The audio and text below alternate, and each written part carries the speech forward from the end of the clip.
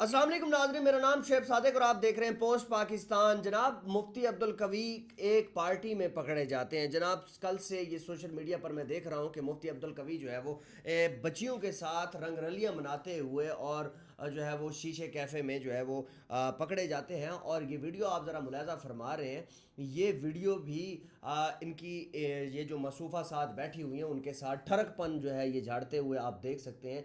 और मैं समझता हूँ कि पाकिस्तान के अंदर दो ही ऐसे मौलवी हैं जिन्होंने कोई कसर नहीं छोड़ी हुई। सबसे पहले नंबर पे मुफ्ती अब्दुल कवी साहब, मैं तो इसको मुफ्ती भी नहीं कहूँगा, ये एक इंतहा दर्जे का एक ठरकी और बेगैरत इंसान है। इस बंदे में एक जो है वो 1% भी गैरत नहीं है इस बंदे में कि ये किस तरीके से क्या कर रहा होता है। कभी ये कह रहा होता है कि जी शराब हलाल है, कभी ये कह रहा होता है खुसरों से शादी आप कर सकते हैं और रंग रैलियों में ये रहते हैं। मेरी इसके साथ दो तीन मुलाकातें हैं और उन मुलाकातों के अंदर मैंने इसके दो तीन इंटरव्यूज़ भी किए, लेकिन इस बंदे में कतरा भी गैरत का नहीं है। ये इंतहाई बेगैरत इंसान है। और उसके बाद मैं आपको बताता जाऊँ, दूसरे जो मौलवी साहब हैं वो है जी नासिर मदनी साहब। उनको भी ट्रेंड के ऊपर बात करनी है, उनको भी इसी तरह जो है वो बात करनी है, अपने आप को जो फेम दिलाने की कोशिश करनी है। और गुज़िश्ता हमने देखा था कि वो जो है वो उमेरी जो एक बदनाम ज़माना एक करैक्टर था उसके ऊपर बात करते हुए वो जो है वो वुकलस के सामने बैठकर जो वो बात करते रहे, वो चीज़ जो है उन्होंने कोई मौका जो है वो हाथ से नहीं जाने दिया। लेकिन मैं आज बात कर रहा हूँ मुफ्ती अब्दुल कवी के बारे में।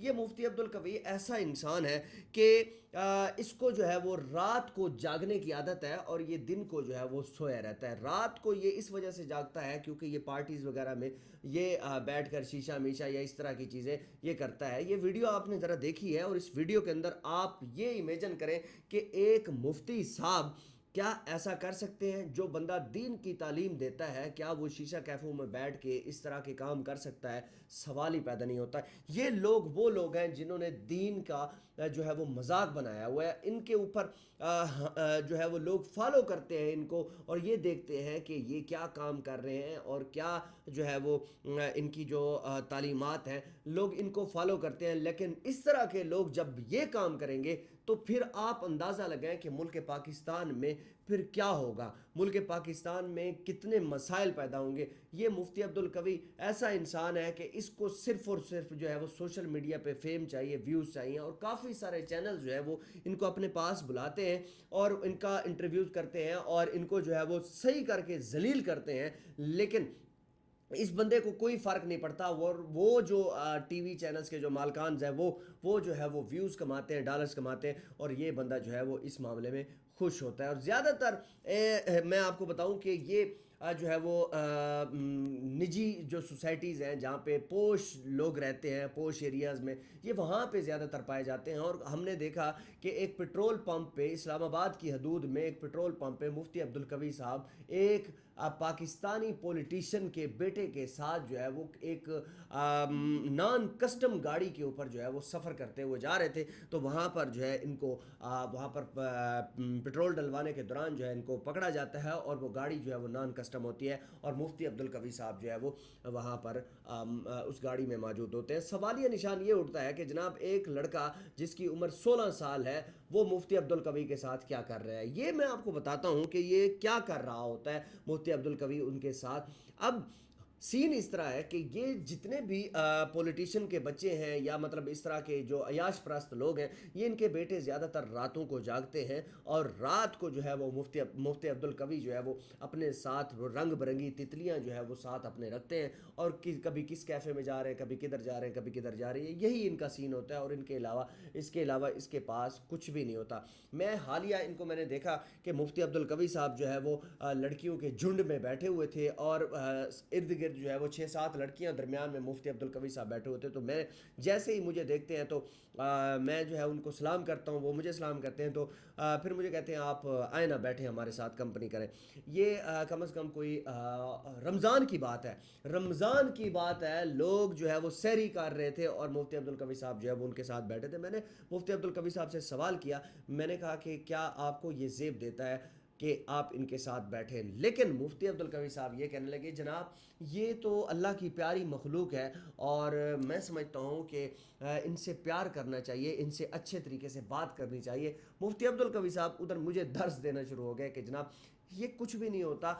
میں ان کے ساتھ ویسے بیٹھا ہوں، گپ شپ کر رہا ہوں، چائے پی رہا ہوں، اور اس کے بعد جو ہے وہ میں نے ایک چینل کے پاس جانا ہے اور انٹرویوز وغیرہ کرنے ہیں. یہ مفتی عبدالقوی صاحب مجھے یہ چیز فرما رہے تھے.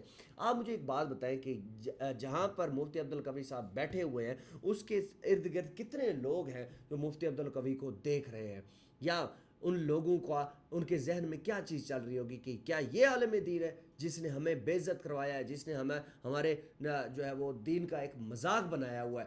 کیا کسی اور عالم دین کو آپ نے ایسا دیکھا ہے؟ سوال ہی پیدا نہیں ہوتا. کہ ہر بندے کی اپنی ایک لمٹس ہیں، لیکن میں حیران ہوتا ہوں کہ ادارے اس بندے کے اوپر ہاتھ کیوں نہیں رکھتے. ادارے کہاں پر موجود ہیں؟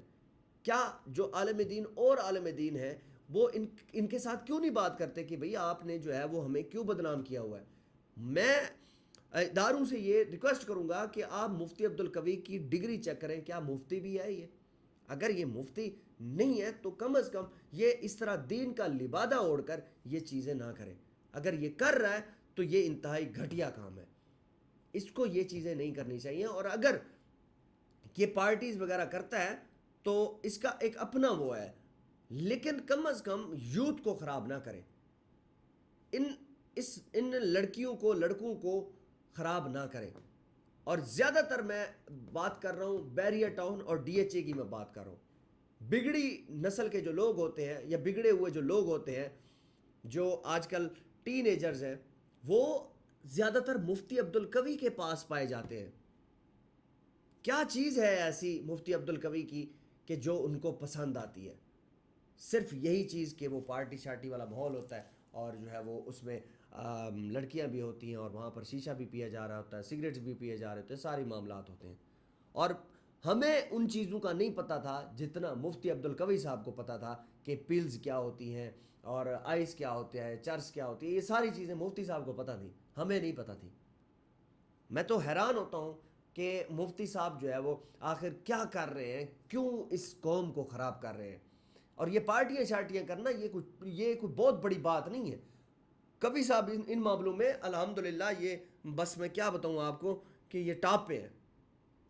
اداروں کو چاہیے یا اور جتنے مولانا حضرات ہیں ان کو چاہیے کہ ان کو لگام ڈالیں اور اس طرح کی فضول اور گھٹیا جو ہے وہ کمپنیاں یہ جس طریقے سے جوائن کر کے بیٹھے ہوتے ہیں ان کو منع کریں. مفتی صاحب کو کم از کم اتنا تو دیکھنا چاہیے کہ میرے پوتے ہیں، میرے جو ہے وہ نواسے ہیں، میری اولاد مجھے دیکھ رہی ہے، لیکن سوال ہی پیدا نہیں ہوتا یار اس بندے میں کوئی غیرت نام کی کوئی چیز نہیں ہے.